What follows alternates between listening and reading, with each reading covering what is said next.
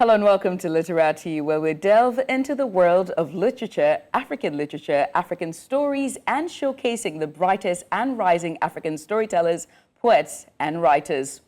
Africa as a continent has gone through a lot of pillage, civil wars, economic, political, and social turmoil. But is there hope for the continent? Can it grow? What are those issues holding the continent back? Can Africa transform and bring the dreams and aspirations of billions of its people into reality? Has Africa reached the proverbial fork in the road? This is Literati, and I'm Judith Atibi. Welcome.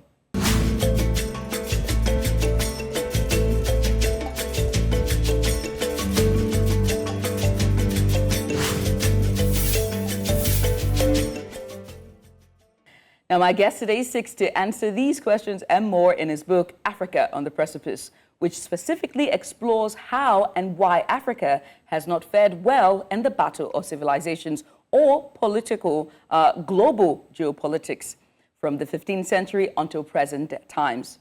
He proposes a bold blueprint to make Africa powerful again in the 21st century. In the process of crafting a winning strategy that can empower African economies and societies to be more sustainable, equitable, and prosperous, Africa on the Precipice ultimately provides some policy prescriptions that all countries around the world can implement to their benefit too. Africa on the Precipice is written by Nnamdi Chiekwu. He is an entrepreneur and founder of the Nnamdex Group Africa. Mr. Chiekwu was a co-founder and partner at Nnamdex at Benjamin Gerald I, a multi-service broker-dealer and one of the first firms on Wall Street to provide private placement fund raising services exclusively to emerging African private equity fund managers. He's a frequent contributor to discussion panels and publications on African politics, economics, global geopolitics, and commerce. Nnamdi, thank you so much for coming on, and thank you for joining us. Thank you for having me. I appreciate it. Can I just say that you have a thought-provoking and stellar book, and I can't wait to get into the conversation. Thank you so much. I mean, let me start by asking, right, Africa on the Precipice. Yeah. What prompted you to write this? Is there really some sort of cliff that the continent is on the edge of, or of? Yeah, I believe so. So in terms of what prompted me to write the book, I'd been living in Guinea for a few years doing a business there, and I was in Guinea when the coup happened in 2021. And that was obviously somewhat of a shock, although those living in Guinea could say they could potentially suspect what was happening. And so I was seeing this conflagration happening in Guinea, but then also if you look at Africa in general in the wider context, we're seeing various, whether it's civil wars or coups in different countries and just socioeconomic degradation to a certain extent. And so I wanted to provide an explanation. I asked myself, how did we get here? Because as a millennial, this wasn't the Africa that we were supposed to meet or inherit, right? And so I wanted to try my hand to say, how did we get here? What is the history of this? And then what do we do moving forward in order to get Africa back to where it needs to be? Right. I mean, as a millennial myself, seeing the headlines that we've seen lately, especially with the coups, I asked, as I said, I thought we've gone past that. You know, I thought that we have gone past that as a people, as a nation, and even as a continent. Yeah. And you raise a lot of pertinent issues on what plagues the continent. Right. And one of them is Africa's reliance on foreign aid and the benevolence, in quotation mark there, of the West. And I can't help but ask, did colonialism ever end? Or are we experiencing a more subtle form of it now, as people would say, neo-colonialism? But right. I mean, is it neo, really, or is it just colonialism? But, you know? Well, to lend a different perspective, I especially in regards to the whole question around aid, I provide some analysis in the book, and I think this is generally well known, that the capital flight from the continent is much more significant than any kind of aid that we get in. And when I say capital flight, I mean the theft, misappropriation of African assets is much more greater. So it's not a question of Africa being reliant on aid. It's a question of the fact that capital and assets don't stay in Africa, right? So I just wanted to address that. As far as colonialism is concerned, what I would want to bring to the attention of Africans is, you're right, in a sense, colonialism didn't end. What happened was, you know, historically in African socioeconomic structures, we didn't quite have the same hierarchical type of structures that we have today, where you have an elite class that effectively governs everything and owns all the assets. And when colonialism, so-called colonialism, ended, what happened was a Faustian bargain between our elite class and foreign interests, who basically said, we'll keep you in charge, but at the same time, you're going to allow us to continue to expropriate assets from your country and just make sure you keep the masses or the people under control. That's effectively what's happened. And that model and that system hasn't necessarily changed over the last 60 plus years since independence. And so what you find is that internally, we continue to fight those agents, and I call them double agents, within our governments, within our economic environment. And then also, obviously, we continue to fight the external agents and actors who continue to enjoy keeping Africa where it is, because obviously it benefits their economic interests. Yeah. And speaking of the problems, right, you in terms, you named some existential challenges or crises that Africa as a continent face. I would like for you to address or name those existential crises. Absolutely. So one of the best lenses in order to understand what's been happening in Africa, not just within the last few decades, but over the last 500 years, is that we're effectively in a battle of civilizations. And to be honest, we've been losing that battle of civilizations because of some of these issues that I've brought to you.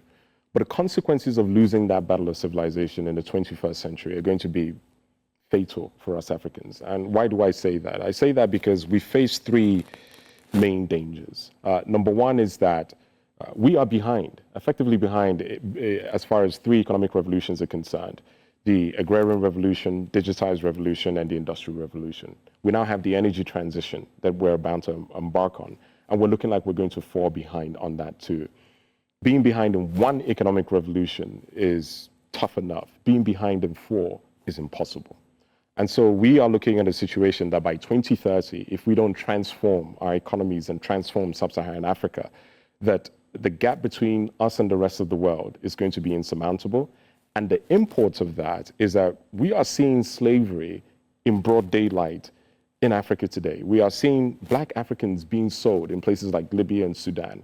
And so by mid-century, we are going to see really an exacerbation of that to proportions we've never imagined. So that's one set of issues. Climate change is obviously another issue. We are seeing countries, from a geopolitical standpoint, be more expansionist and more aggressive because moving forward, natural disasters that are happening and the fact that we can't cut CO2 emissions and so on. And I say we can't because of the lack of leadership and, quite frankly, cowardice of the West. We are seeing an environment where land is going to be at a premium, water is going to be a premium, and as always, we have land and resources here in Africa. And so we have a situation today around the continent where 20 countries have about 40 military bases. So in a sense, we're under occupation. The next scramble for Africa is already happening in front of us. Now, what is dangerous about this is that we are seeing these entities buying up land, whether it's sovereign wealth funds and so on, and marginalizing the people who are in those lands. But then also you have a situation, a dynamic where we have automation, advancements in technology, to the point where this is going to affect African labor significantly.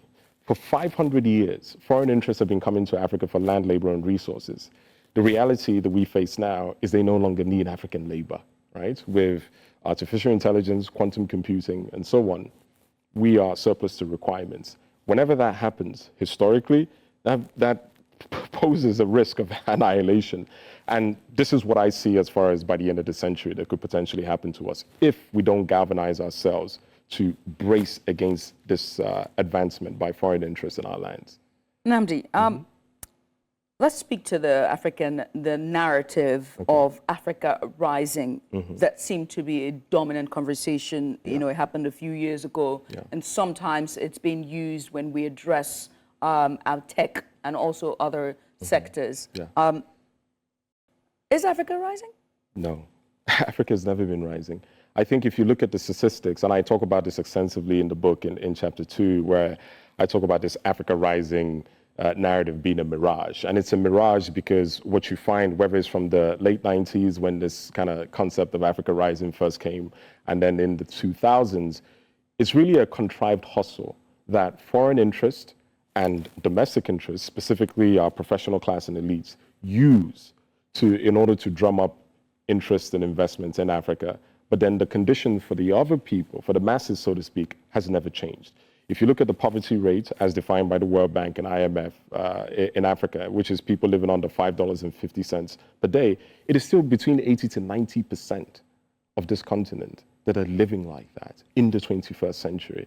And so this narrative of Africa Rising has always been a smokescreen or a guise for folks who know how to benefit from the system and raise institutional capital to be able to make a little bit of money, but at the same time, they are not solving the core issues, socioeconomic issues that we see in our business ecosystems. I mean, you sort of answered my next question, which is why has Africa been incapable of the transformation that billions of us, and by us I mean Africans, have hoped for and the world has supposedly also anticipated for, right? Right. And in writing this book and in exploring the literature and work around this topic, whose fault is it then? Is it us, the people? Is it our leaders or outside influences? Yeah, one thing I want to make clear is that to the extent that Africa has not advanced, and advance is a subjective word, but to the extent that we haven't achieved the socioeconomic gains that we Africans would like to see, it is not due to a lack of capacity. Right. Far from it. It is due to multiple variables, but mostly the relationship between these foreign interests and our internal elites that continues to be disadvantages for the rest of us Africans. It is also because the fact that we have to realize that not a single African country can transform on its own. This is once again because the internal economic gangsters and political gangsters that we see are too strong. The foreign gangsters are too strong. So the time has come for us to join as one. Unfortunately, we didn't do this post-independence to what some may call this Pan-African state. But it is necessary because by being joined as one, we have the leverage, we have the coverage in order to take the bold moves necessary to fundamentally change our socioeconomic structures. So this is something that we at ADAF, the Africa Defense and Advancement Federation, which we're going to we'll get talk into. about this, are proponents of, that needs to happen by 2030. And if it doesn't happen, then we can continue to see this degradation we're seeing in Africa, but with fatal consequences. Right.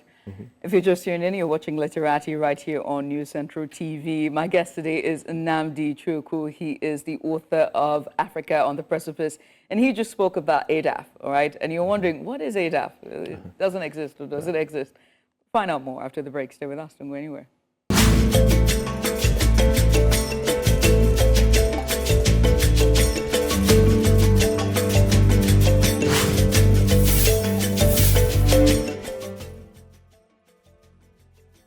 Africa needs its own storytellers, people who understand the continent because they're from it. People who know that news is more than just a conversation starter, it's our stories. Because these stories run deeper than headlines and segments. It's about digging deeper to get the facts and telling the human side of every single story, not just the echoes from foreign headlines and perspectives. It's time to take back our narratives and share them in our voices. The birth of Africa's New Age reporting, and this is where it begins, right here at News Central TV, with stories that put Africa first.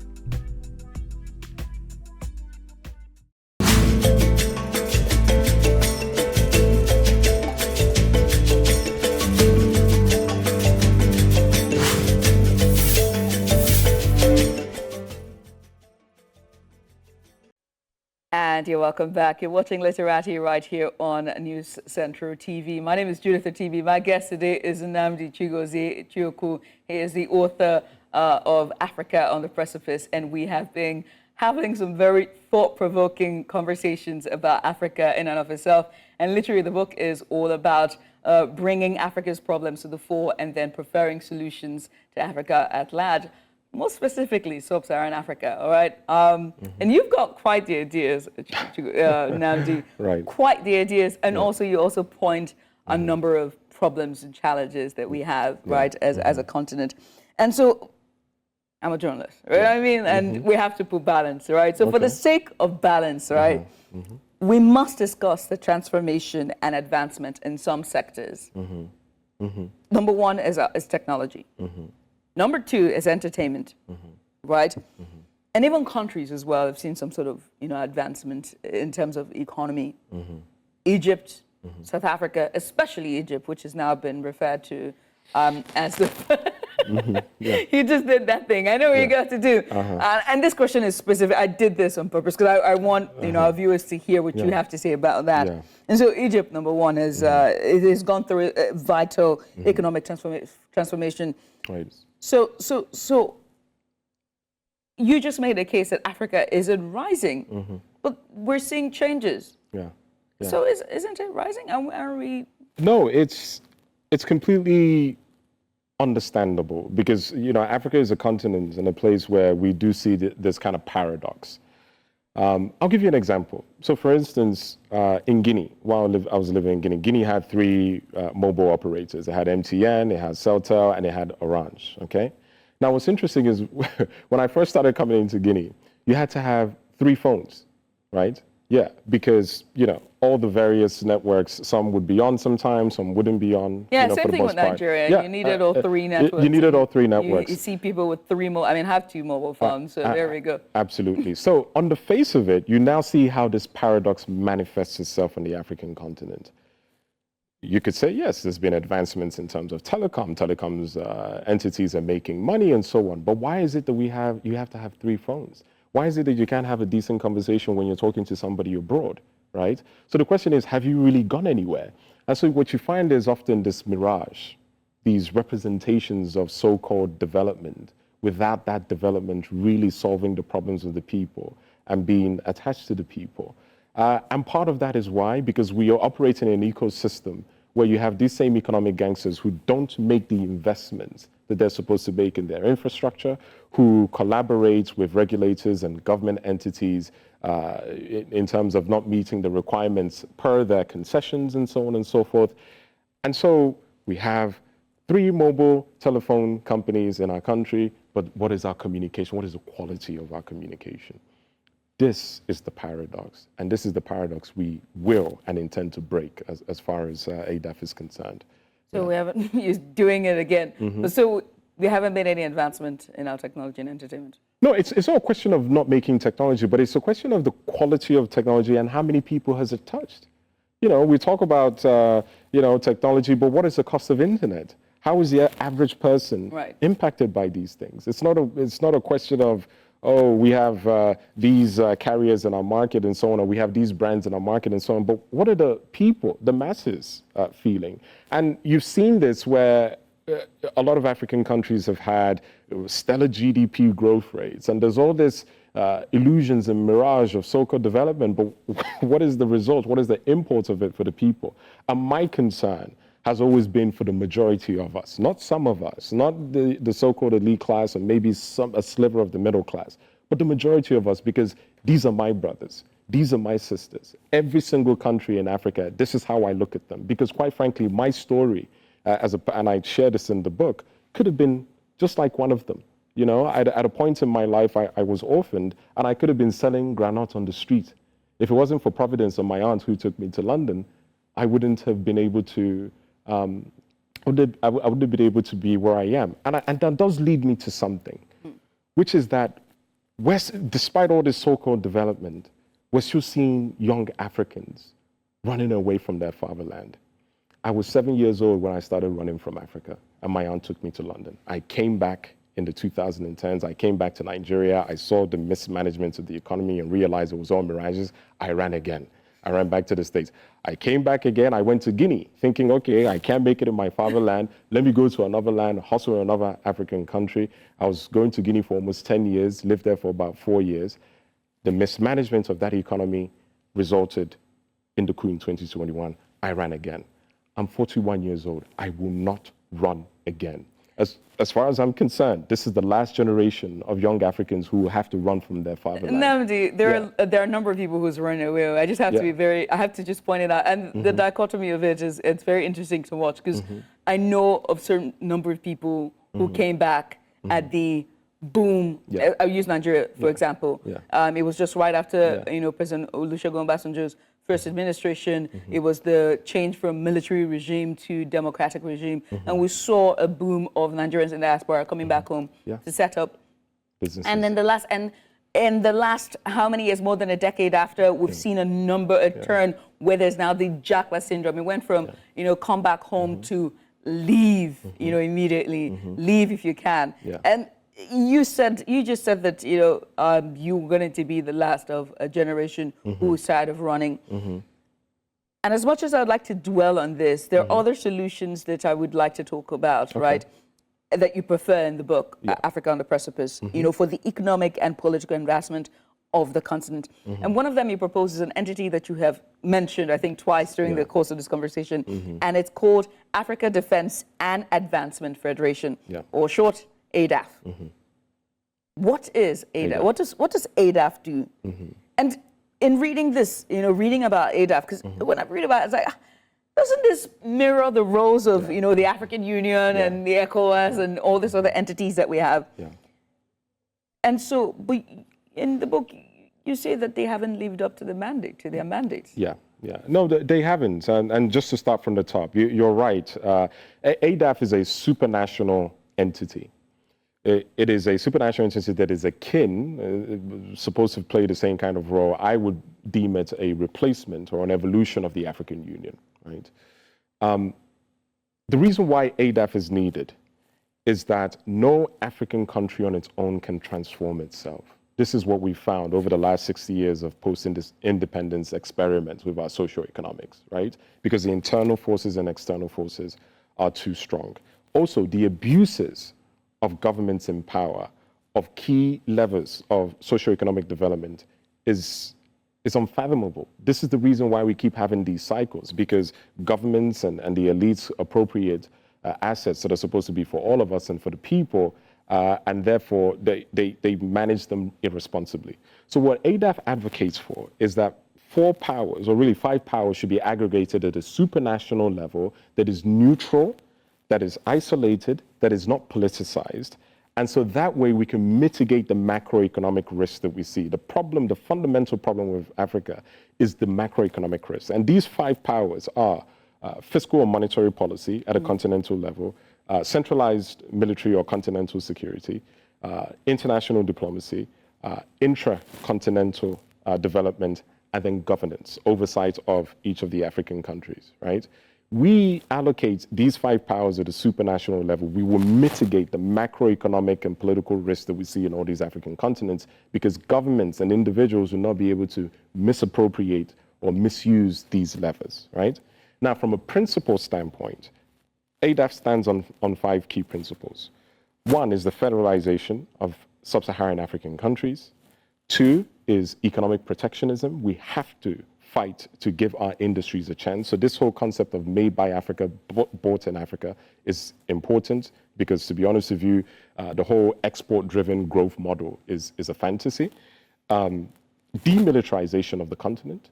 We cannot continue, and I applaud the governments in Mali, Niger, and Burkina Faso for saying to these foreign occupiers to go. It is time for you to take your military bases to go, because we see what you're doing. We know what your intentions are, and it's certainly not to help us. So demilitarization of Africa also includes checking these individuals, for instance, in Sudan, like those 2 generals who wake up one day and decide because of their ego and personal interest that they're going to destroy an entire country. And also Black empowerment, because we owe it not just within the continent, but to our diaspora, our brothers and sisters that we have neglected for 500 years in the Caribbean, in the Americas, that we support them too, economically and politically to the extent that we can. So these are the 5 kind of tenets that underpin all ADAF initiatives and movements and so on. I was going to, for the sake of time, I would like to talk about diaspora, Africans in diaspora, the Black Caribbeans as well, but we're so short on time. But I would like to talk about, you mentioned 3 countries, or rather 2, Mali and Burkina Faso. Yes. And their move to demilitarize their state, right? That move for change or the call for a radical reset of the system by some Africans, and in this case, the last two countries, has been labeled as anti-establishment by Western media, and some of the solutions that you also prefer in this book as well are a total overhaul of the system, for example, ADAF. Yeah. Do you worry that you might be labeled as such, as anti-establishment, going against the status quo? If I am not labeled as anti-establishment, then I'm not being successful in my mission and in my ministry. What I am for is what I call Afro-Hegemony, which is an era in which we Africans are not satisfied with just surviving or maybe even thriving, but to be dominant. The reality is that in the 21st century, Western and quite frankly, Eastern governments and powers can no longer be allowed to govern global affairs because their leadership has failed woefully, not only in terms of what we see with climate change, but also these conflagrations that we see currently in Europe and in the Middle East and so on. So I envision a new world order, a new Africa, where we, leveraging our authentic, because that was one of the issues that we have, we left our authentic socio-economic models, that we rediscover those models and apply them and bring a new leadership and a new perspective to the world. So I am proudly anti-establishment. In fact, I'm even more radical than that. I am for a new world order in which we govern that order, in which we are dominant in terms of our perspective, in terms of our influence, in terms of our intellect, and so on. And for me, that is no longer a choice. That is what the planet needs in order for us to move to the next step as far as, or to preserve humanity, as far as I'm concerned. If you're just tuning in, you're watching Literati right here on News Central TV. My name is Judith Atibi. My guest is Nnamdi Chiekwu. He's the author, Africa on the Precipice. Nnamdi, congratulations on this book. It's a thought-provoking book, and also the work that went into the literature as well is very impressive. So again, congratulations on the stellar book, and I wish you all the best. Thank you so much. All I appreciate it. And where do we pick up the book as well? You can pick it up on all platforms. It's available in print. It's also available in audio as well, and ebook, and across Amazon and Barnes and Nobles and so on. So any platform. Any platform you can find it. There you go. Many thanks again for coming on. We appreciate you. Thank you. Thank you so much. I appreciate it. And so this has been Literati, and of course my name is Judith Atibi. I've been your host. Many thanks for watching. Make sure to watch out for another episode of Literati. Until then, it's bye from now.